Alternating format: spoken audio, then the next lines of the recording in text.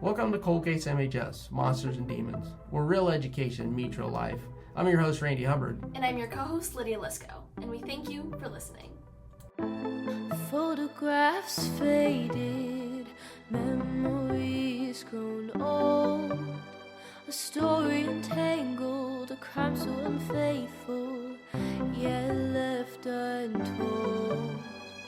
I'm puzzling. Welcome back to Cold Case MHS. One of the things that we do when we pick our cases is go to websites, look up cold cases in Ohio. But most students pick ones that are fairly recent, within 10, 15 years. This group decided to go way out there and pick one from 50 years ago. But the important thing is that these stories still need to be told because it's been 50 years since this case has really been looked at with new eyes, with information that possibly some people still have out there. So I'm going to allow the students to introduce themselves and then we'll talk more about their case. Hi, I'm Sarah. Hi, I'm Kate. Hi, I'm Audrey. So tell us a little bit about your guys' case. So our case started on August 31st of 1974. Linda Pagano was a 17-year-old girl. She went up to a Crosby, Stills, Nash and Young concert at the Cleveland Stadium in Cleveland, Ohio. She went up with her boyfriend in a gold Mustang that she had just gotten from her stepfather. And she went to that concert with her boyfriend, had a blast, came home late that night, probably what we think to be like 3 or 4 in the morning. And her and her stepfather, Byron Claflin, had gotten into an argument, a pretty heated one, and she left the house out of anger. And there's some sources say that she got kicked out. Some say it was just she needed to blow off steam. We're not completely sure, and Linda was never seen again. So is her case ruled as a missing persons case, or did her body end up being found? It was missing persons up until like 1975. I think it was February 5th, 1975, when a body was found, but they hadn't identified it as Linda's body. And it wasn't until, I believe, 2018 when DNA tests finally discovered that that was her body. So it was missing up until then, pretty much. So when they did the DNA testing, did somebody in the family ask them to do DNA testing, or why did they all of a sudden do it then and not? In 2015, Christina Skates, she was a Cleveland college student, she found these unidentified remains in one of the nearby graveyards she was working at, and she decided she wanted to find out who it possibly was. So. Okay, so it was just somebody that was in the cemetery and noticed that it was unmarked or unknown. Yeah, her job is genealogy, so that's kind of what she does, and she uses that as kind of an outlet to do more. So I think it's a graveyard of Jane Does and John Does. So when she goes there, they look in the national database with the number that's probably on the tombstone, and she couldn't find anything about it. So then when she looked into it more, was okay, well, I really want to figure out who this is because this family probably knows nothing about it. And genetic genealogy is something that's really come about recently, and they're doing this kind of stuff now, which hopefully, just like in her case, they figured out who she was. Now, maybe they can figure out what happened to her.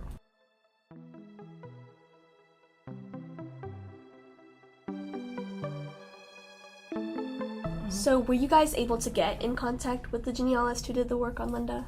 So the only way that we were able to actually try and contact her was through, I think, Facebook is what we tried, and we texted her, I think, 3 times, and we got no response from her, but it didn't say that her account really had been active in a long time. And we also tried to email the Porchlight Project, which is a project she works within. They help solve cases that have gone cold, kind of the work that she was already doing before when she was in college. And we emailed them to see if we could get any contact with her, and we got no response back. So yeah, and that was something posts she had been tagged in or had commented on in the past 5 or so years. So that's how we knew she was a part of that. So obviously you guys weren't able to get in touch with her Tell me a little about your process. Who did you get in contact with? What steps did you take in order to find out more about Linda? So we started off we found a podcast actually that was on Linda.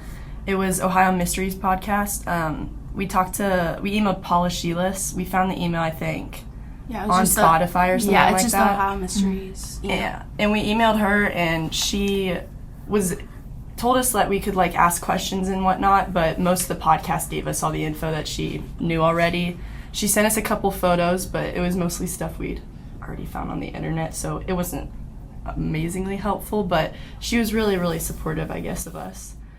I think something important about that too is she had gotten into contact with Christina Skates, and that's kind of how we knew all this information about her. She was like, I can give you her contact info, but I haven't talked to her in years, so I don't know if she's going to reply or if it's the same number, so that obviously didn't work. But so she had recently gotten in contact with her when she made that podcast. So we talked a little bit about what you guys did, how you got all of this information. So tell me a little bit more about Linda. Who was she as a person? And then we can dive deeper into what exactly happened to her. She was the youngest of 3. She had 2 older siblings, Michael and Cheryl. Cheryl was the oldest. Michael was the middle child. She lived with her stepfather, Byron Claflin. He owned a bar and was known to be consistently drunk and have past things of abuse and stuff like that.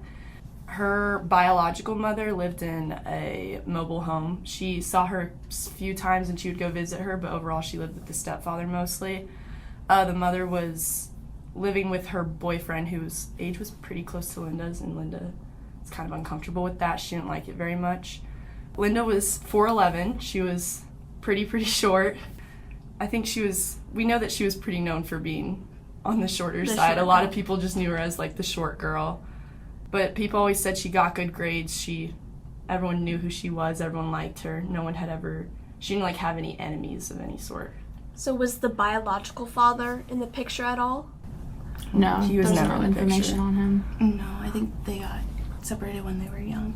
So often when we're talking about our victims, we talk about victimology and high risk versus low risk and that sort of stuff. So high risk victims tend to be people who put themselves more involved with crime, drugs, prostitution, drinking, and then low risk victims tend to stay away from that stuff.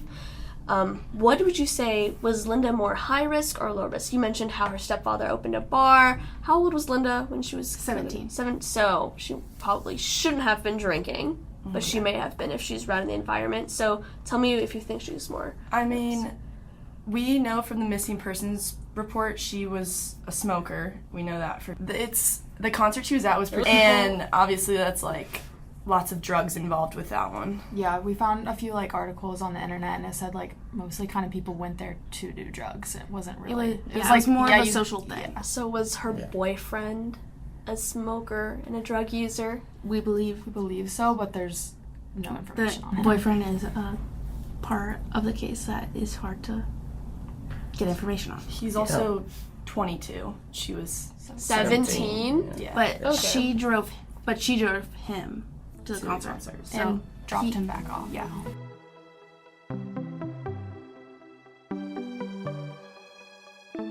So tell me about this gold Mustang that you say. Was it seen again? Was it hers? It was brand new. Her stepfather just recently bought it for her, but when she went missing, it stayed at her stepfather's house. It was parked. Yeah, it was parked in the driveway. She basically disappeared out of thin air almost. One of the theories was said she got up and walked away Yeah. at that night. Back in the 70s, we talked about high risk and low risk with those kind of concerts and things like that. The peak of illegal drugs and selling and stuff had not hit yet. So, cocaine was going to be coming along soon and things like that. And that's when things got dangerous for people to do that. Back in the late 60s, early 70s, that was just part of the culture. It was kind of the hippie culture and things like that. So I don't know if that necessarily would have put her in a bad situation. But the fact that she was walking late at night in the Cleveland area, I think we talked a little bit about this before. Where does she talk a little bit about where she ended up and what happened to her, and then we'll go back and talk about, what we thought a little bit about her walking. So 3 kids were walking in the park of The Cleveland Metro Park. the Cleveland Metro Parks. Rocky River Reserve Metropolitan Park. They were just walking along the creek, you know, like kids would, I guess. And they just found the remains and went back home and told their parents, and the parents contacted like police and all that stuff, and they found the body. It was subtotally like, I think submerged maybe is the word. It was like half in the water, half like on the bank of the river. It was almost completely skeletonized besides like some skin that was left on the back. I'm pretty sure the body was facing up, but obviously most of the bones were missing because of animals being around the area and whatnot. So from her skeleton, though, what were they able to tell about her? How was she killed? So she was killed from a gunshot wound to the head. They ruled it as a homicide. It came from the back left of her head, and came right through the right temporal bone. So did they find the bullets or anything? Yeah, they could tell that it was a .25 caliber bullet from like that snugly fit in the hole, but they didn't find any gun nearby or the bullet. Okay. So a little bit of research there. What did you guys do to find out what that meant, the .25 caliber gun and things like that? So we talked to Mr. Kreger. He's a science teacher at the high school. He's known to be an avid hunter. A lot of people know him as someone that does that, so we instantly wanted to talk to him first. He told us that a .25 caliber gun is pretty much the size of your hand. It's really, really tiny. And it's a center fire bullet, so it fires out of the center, and it's usually pretty straight on where it hits, but from a distance it would not go through someone's skull. He kind of compared it to him trying to shoot a gopher, I think. Yeah. He was like, if I was really far away trying to shoot the gopher, it might hit, but it wouldn't go straight through the skull, which made us believe that this person must have been pretty close to Linda's head, because the bullet did go straight through her skull. So they wouldn't have been at a far distance. So that's a little odd to me, because when you usually think gunshots, that tends to be less of like a personal crime. It's not as physical. Those tend to be more like strangulations, that kind of stuff. But obviously if the person was pretty close, obviously they probably would have known Linda or snuck up on her. So what do you think the closeness of the gun, what do you think that could mean about our suspect? Well, we first thought it would have meant they were like passionate about wanting to kill her. Like they wanted to get close and they wanted to make sure the job was done right. So that's when we thought if Linda had any enemies, but she didn't.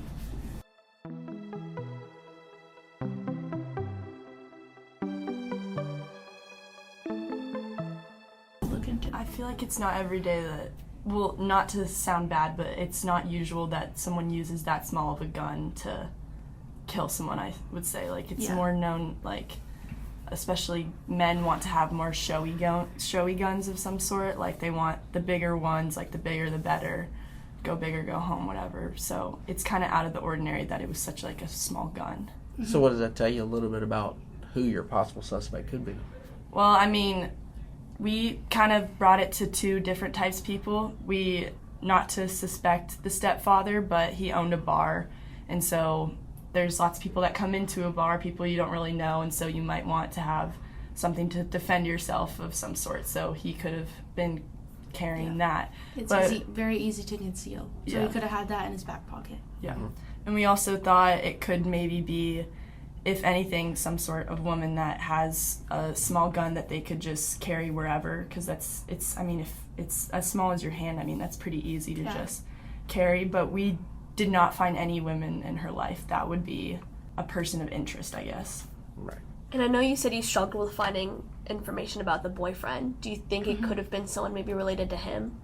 The boyfriend is hard to talk about. We didn't know anything about him. All we knew is that his name is Steve Wilson, and that his name is Common, and that they had only been dating for a few months.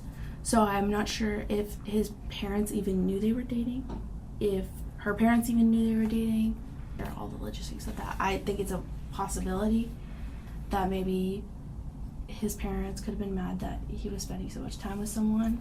What was unusual about him, though? Even 50 years later, the fact that you didn't find anything about him, what does that kind of tell you a little bit? The police tried to get, like, they apparently were asking people if they knew, like, if you can get in contact with him, but he didn't really come forward or anything. And they also didn't seem to, at the time, like, go straight for him. We think that the police were kind of so focused on the stepfather that they kind of dismissed that part. To find his name, we had to, like, really search for it, because it wasn't really just straight off from the get-go, like from the articles we read, that she had a boyfriend and was with him. It was never really, you kind of had to dig around to, like, find information about him. He wasn't in some articles that were, like, telling her story at all. Yeah. So it was kind of like they didn't really see him as a potential threat at all. Were you able to get in contact with any of her friends, and not even just about the boyfriend, just about anything like that? One of her best friends at the time was in a couple articles, Susan Sigmund. She is an owner of some sort of, she sells windows or something. So we found her on LinkedIn, but you can only send so many words on LinkedIn. So I tried the free trial. I emailed her, but she had never replied back. All these people are also older than we are. They're probably not as tech savvy. Steve Wilson is probably 60-some, and he might not know how to work Facebook. There are a lot of variables.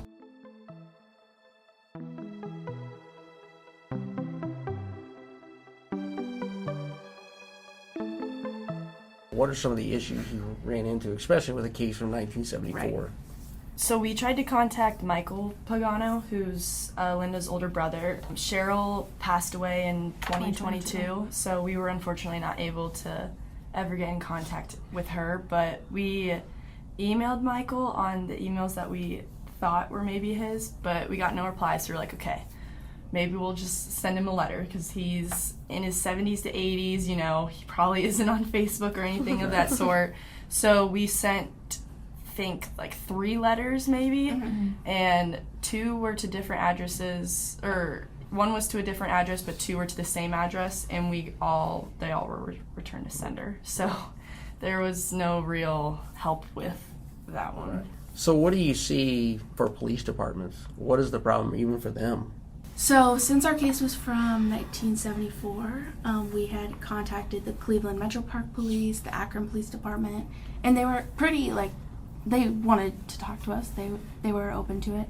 So, we had called the Akron Police a couple times, and the last time we called, we said, do you have any information on this case? And they said, oh, we recently threw out all the files from the 1970s, all the cold cases. So, to, like, legally do that, you have to go to court and, like, legally do it all and throw it away. But that didn't really seem to be the case. She just said, oh, we just threw them all away. Like, sorry about your luck. That was definitely not a lot of help, because Akron is where Byron resided. We also think there could have been some disconnect there with the Cleveland Metro Park Police. Lieutenant Don Silvis was one to work for the Cleveland Metro Parks, and he actually still does. He's like 70-some years old. He still works there. And we think there could be some disconnect with the Akron Police and Cleveland Metro Park understanding, like, both parts of the case. And, like, technology isn't as big back then. It's hard to communicate with one another. There's a lot of things to do with the police department that definitely could have been better, but for the time being, it was all they could really do. It was definitely frustrating for us, like, contacting the Akron police and then finally figuring out that, well, they supposedly threw it away, and we were like, we didn't really understand how they would throw it away since it was still technically open. And then with the Cleveland Metro Parks, Lieutenant Don Silvis just never really wanted to talk to us. We called probably like 30 times. Especially within first semester, we were just calling and calling every day. We felt so annoying, but He was even attached to some of our emails. yeah. So we had gotten the autopsy report from Miss Sheila she got that before. So we contacted them and were like, hey, made a FOIA request. Can we get this? They said, yeah. We couldn't, like, share all the details with everyone, but so he was like, well, I'll copy Lieutenant Don Silvis on this so he can see, like, what you guys are up to. And even he knew he existed, and he still didn't. We left voice messages. They even said he was in the office. He was like, yeah, he's in the office, I'll transfer you to his phone. And then his phone would ring and he wouldn't pick up. So that was really frustrating, I think. Probably the most frustrating part of it.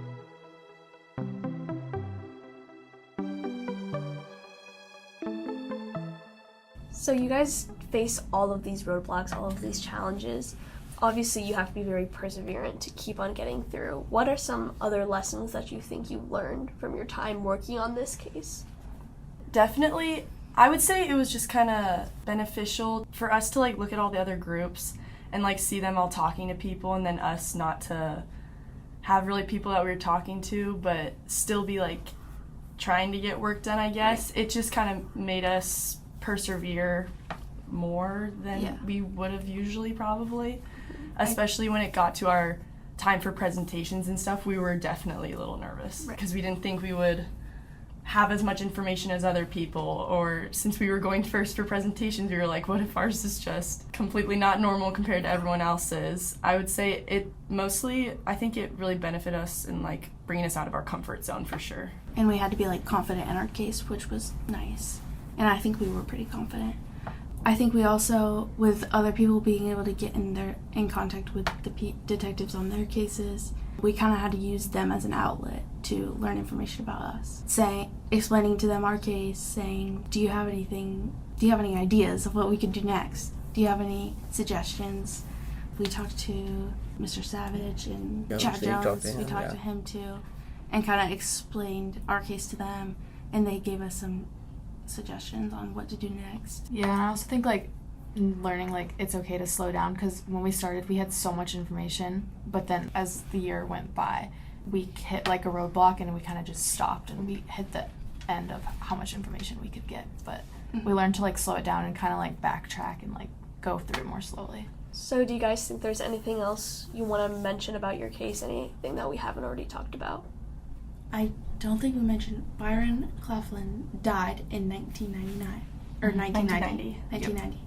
So when that happened, the main person of interest had passed away, and there was nothing left for them to do. He was known to abuse the two other siblings, which is why they didn't live with. It was just Linda and her stepfather. It was Chad Jones we talked to. We told him how Byron really favored Linda over the two other siblings. She was kind of, I guess, I don't want to call it the golden child, but like she was perfect compared to the other two. Chad brought up that he might have been abusing her sexually or something like that, which, I mean, when we heard that the first time, we were like, no, like, there's no way. But then we found an article, I think, that told us straight up almost that the two older siblings had been abused pretty consistently, and that Linda had never had that treatment, which made us kind of think, you know, maybe that is true, I guess.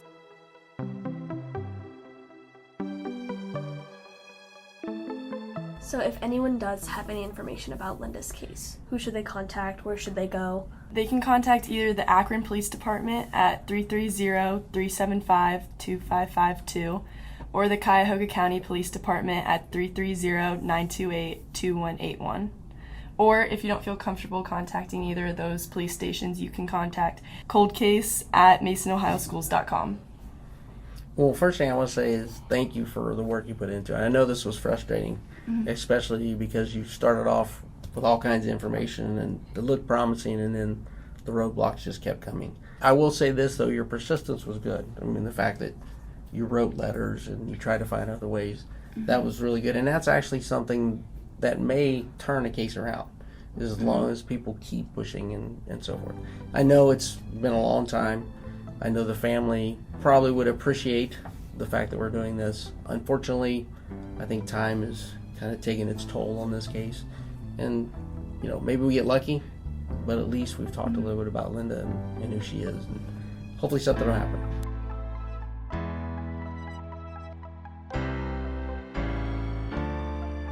Thank you for listening to this episode of Cold Case MHS. This podcast was edited by the students of Cold Case MHS and produced by Mr. Hubbard and myself. The music was performed and written by Alexa Dahl, and the artwork was created by the students of MHS Design Studio Internship. Please consider sharing this podcast to bring more light to these victims. Tune in next time to Cold Case MHS, Monsters and Demons. Photographs faded, memories grown old, a story entangled, a crime so unfaithful, yet left untold. I'm puzzle in the dark. We will find that spark. There you've left their mark. Victims in memory, let's find the enemy. We won't leave it be. Behind every shadow, a story to be told. Of lives that were special, but some hearts have grown cold. In the depths of the darkness, a flicker of hope remains.